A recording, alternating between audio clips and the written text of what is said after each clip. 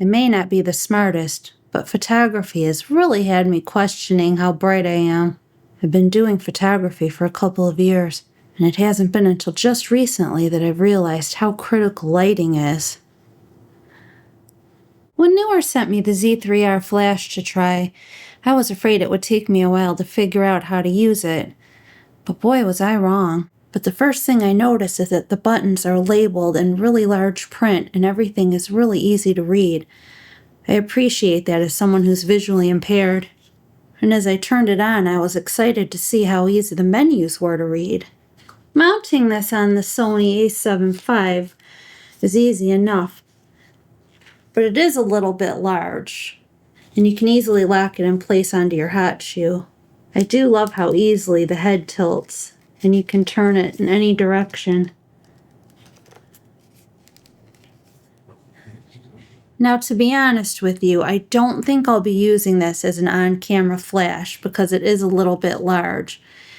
Instead of using the flash on the camera, I'm going to use one of these little QZ triggers from NEEWER. Look at how tiny that is. You just go ahead and slide it into the hot shoe. And look at how nice and compact that is. Look at the screen on this little trigger. It's super easy to read. And this is what really surprised me. I was able to pair this in just 1 minute. Now on the flash itself, you just have to press this button right down here. You see where it says RX? That puts it into receiver mode. TX would be transmitter mode. But now it's in receiver mode. All you have to do is make sure that the group on your trigger matches the group on your flash. And group A is already selected, and I'll show you how this works.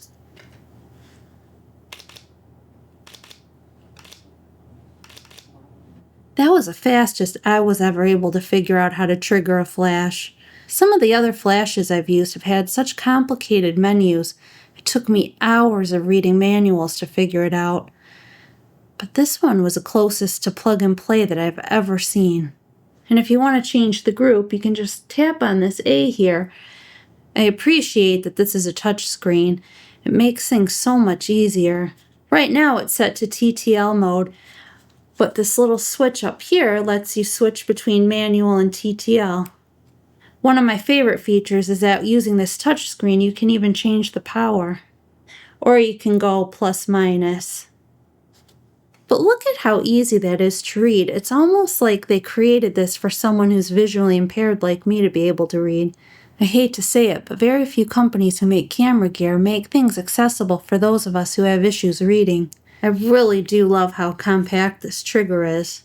If you want to get into the settings to change your channel, you can go swipe down, and it lets you turn off and on the beep. This top option, RF wireless, you can go in here and change your channel and ID. So I have it set to channel 1, ID, I'll put ID to 1. And then to get out of the menu, you can just swipe to the right. And then just swipe up again, and then you're back to your main screen here. If you want to use a Godox trigger to trigger this NEEWER flash in the RF wireless mode, just make sure that you go down, and on the bottom, just make sure that you press this RX compatible mode. And just make sure that your channel and ID and everything match on your trigger and on the NEEWER flash. It's really nice that using my Godox IT30 Pro, which is a mini flash and a trigger, I can actually use this Godox trigger to trigger a NEEWER flash. Whoops. So in the box, it actually comes with a few accessories that I wanted to show you. Since the Z3R flash head is magnetic, these modifiers just snap right on. How cool is that? And besides the manual and cables, it came with this really nice carrying case. And also in the box, it came with this little stand.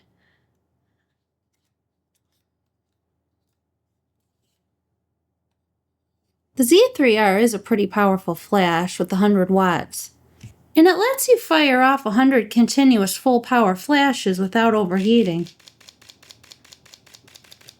It has a fast recycling time of only 1.7 seconds, and that comes in handy if you're trying to do a portrait session. Now this is the first flash I've had with a round head, and I think this will make some more flattering catch lights in the eyes of my subjects.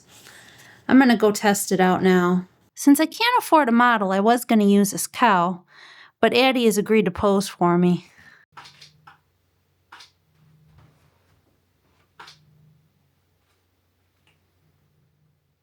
Now, even though this flash is a little bulky to put on your camera, it's really lightweight and easy to hold if you want to trigger it off camera. Taking these pictures of Addie in the spare bedroom using no flash, I had to crank the ISO up to 12,800 to even get any kind of a decent image.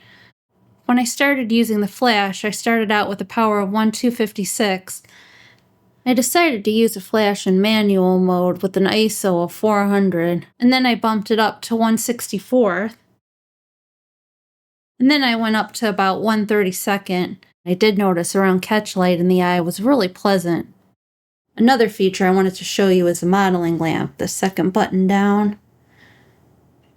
This definitely comes in handy to show you how your subject is going to be lit. In all honesty, the NEEWER Z3R has been one of the easiest flashes I've ever used, and the most accessible with an easy-to-read touchscreen. Because this is so easy to use, I think this would make an excellent first flash for a beginner. And even if you're already a professional photographer, this magnetic round head would make an excellent addition to your setup, especially when it's so affordable. If you're interested in purchasing the NEEWER Z3R, I did put an affiliate link in the description below.